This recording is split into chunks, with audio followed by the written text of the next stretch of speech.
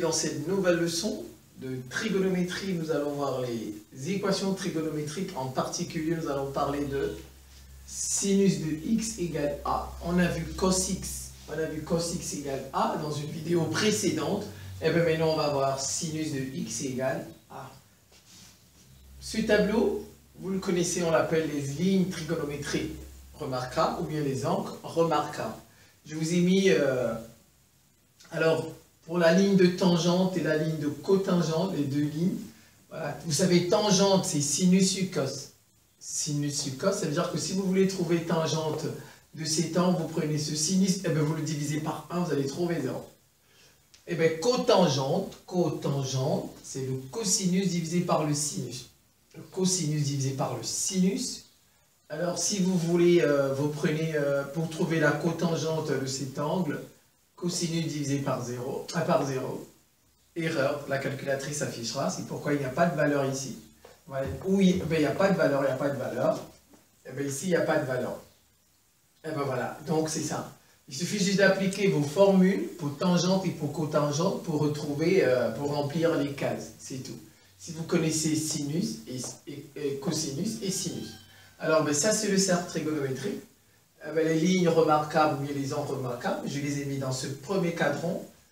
Ben, quand tous les angles qui sont dans ce cadran, je les appelle x. Si on veut retrouver ceux qui sont dans ce cadran, le deuxième cadran, on va dire comme ça, le deuxième quart de cercle, alors on fait juste pi moins x. Pi moins tous ceux qui sont par ici. Si on veut retrouver tous ceux qui sont là-bas, on fait pi plus x. Pi plus x. Et ceux qui sont de ce côté, on fait juste l'opposé de ça, moins x. D'abord, voilà, c'est tout, moins x. Ah, donc, c'est parti. On va passer à là. Équation du type sinus de x égale a. Toujours vérifier si a appartient à l'intervalle moins 1, 1. Si a appartient à cet intervalle. Si a n'appartient pas à l'intervalle, mais ce n'est pas la peine. Solution égale ensemble vide, on ne continue plus. On s'arrête là. Donc, si A appartient maintenant à cet intervalle, on fait un changement. Alors, on pose A sur A égale sinus de Y. Sinus de Y qu'on va retrouver. Et on résout l'équation sinus de X égale sinus de Y. Ah ben voilà, c'est ça la méthode, c'est ça la démarche. Alors, et maintenant, on trouve les solutions. X égale Y plus 2K pi. Ou X égale pi moins y plus 2k pi. Toujours deux solutions.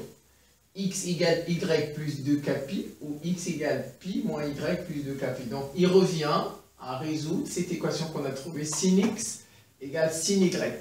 Après avoir transformé le a en sin y. Et ben voilà.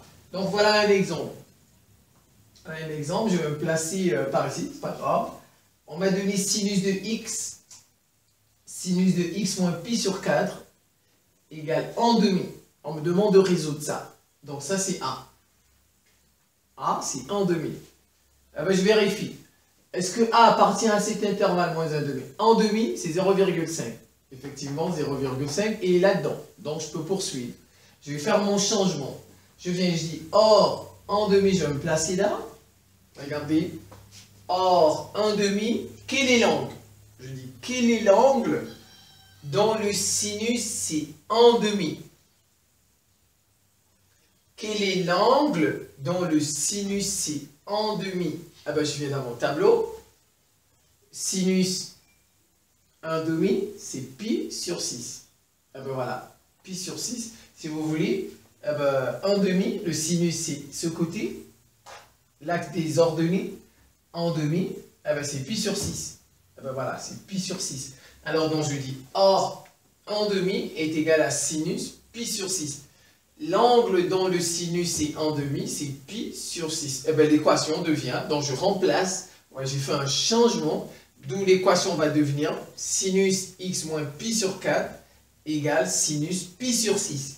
Sinus pi sur 6. On simplifie, eh ben il va rester x moins pi sur 4 égale pi sur 6. Pi sur 6, et ben voilà. Donc voilà, ça va me donner, je résous. X égale y plus 2k pi, ou x égale y moins y, pardon, pi moins y plus 2k pi. Donc, Tout ça, c'est comme si c'était x. Vous voyez? Et ben voilà, tout ça, donc ça fait x moins pi sur 4 égale pi sur 6 plus 2k pi, ou x moins pi sur 4 égale pi moins pi sur 6 plus 2k pi. Et maintenant, vous mettez au même dénominateur, c'est très simple. Alors, donc ça va faire, lui, il vient de ce côté, il était négatif, il devient positif, ça devient, on isole x, pi sur 6 plus pi sur 4 plus 2k pi. Ben voilà, ou x égale pi sur 4 plus pi moins pi sur 6. Ah ben voilà. Réduit tout ça au même dénominateur. Ah ben regardez, dénominateur commun c'est 12. Le dénominateur commun de 6 et de 4. 6 et 4 ont pour multiple 12. Le multiple le plus proche. Le multiple, on va dire le plus petit. Le PPMC, c'est quelque chose comme ça. Ah ben voilà, donc le multiple le plus petit ici c'est 12. Donc quand vous réduisez tout ça, ça c'est des choses que vous savez faire. Quand vous réduisez tout ça, les deux au même dénominateur, vous trouvez 100 pi sur 12. Plus 2k pi, ou quand vous réduisez tout ça au même dénominateur, vous allez trouver 13 douzièmes de pi plus 2k pi. Alors, on nous a demandé de résoudre ça dans R, on s'arrête là, c'est correct. Ça, c'est des solutions dans R. Dans R. Ah ben voilà, c'est des solutions dans R. On met sa solution égale à ce qu'on a trouvé, comme vous le savez le faire. Alors maintenant, on m'a donné une autre équation. Sinus de x égale moins 3 demi. Sinus de x égale moins 3 demi. Première réflexe, comme on va dire, premier réflexe, première astuce.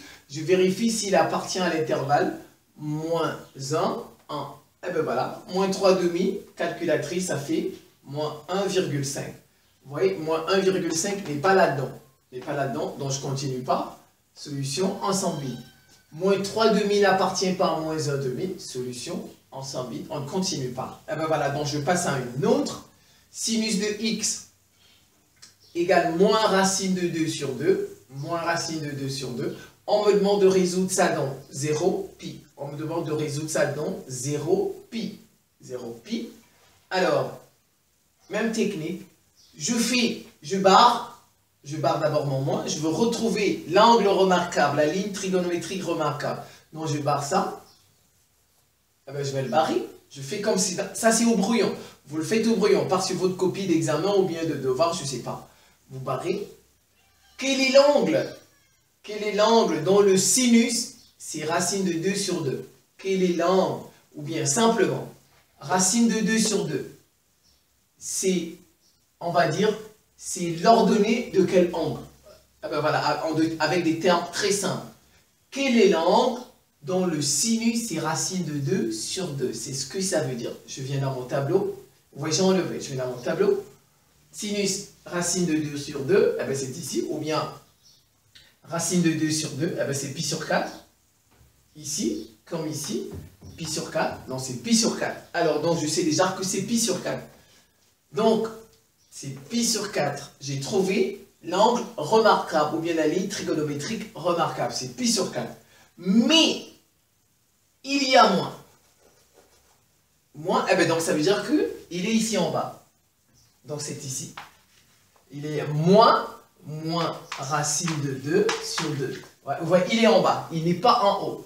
Alors, donc, on a deux cadrans. On a ce cadran et on a celui-là. Alors, donc, ici, on va prendre l'opposé, moins x. Donc, c'est moins pi sur 4. On va prendre moins celui-ci. L'enquête, c'est l'opposé de ça. Et bien voilà, on va prendre moins x, moins pi sur 4. Alors, donc, on met moins racine de 2 sur 2 égale, c'est le sinus de moins pi sur 4. Moins racine de 2 sur 2, c'est quoi? L'angle dont le sinus, c'est moins racine de 2 sur 2, c'est l'angle moins pi sur 4. Et maintenant, on fait des remplacements. Ça fait sinus x égale sinus moins pi sur 4. Moins pi sur 4. Et bien, on simplifie.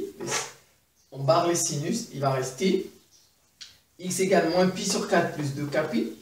Ou x égale pi moins y plus 2k pi. Pi moins pi sur 4 plus 2k pi. Quand on calcule tout ça, ça vous donne plus pi sur 4. On réduit au même dénominateur 5pi sur 4 plus 2kpi. On vérifie.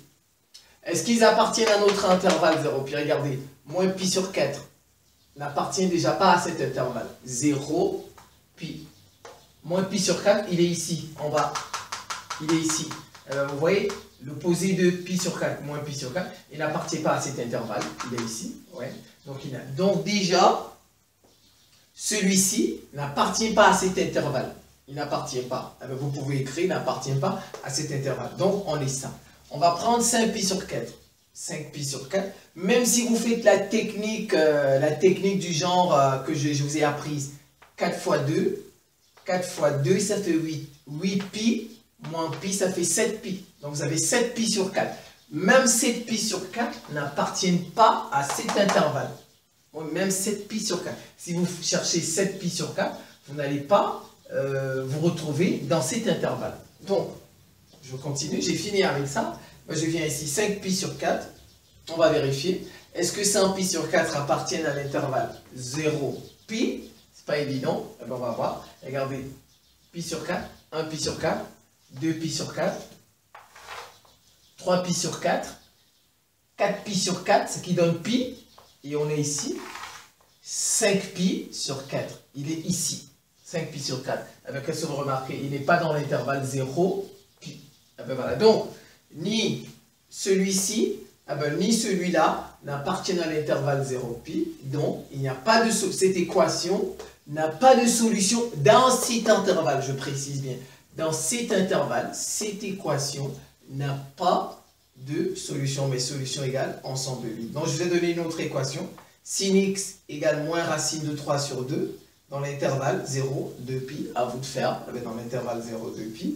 Je reconnais qu'il y en a, les équations trigonométriques, il y en a beaucoup, une multitude.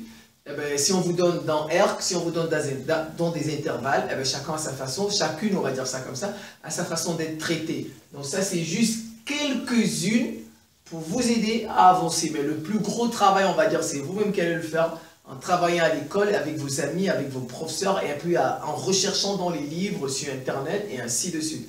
Je vous remercie. Cette leçon est à présent terminée. À très bientôt.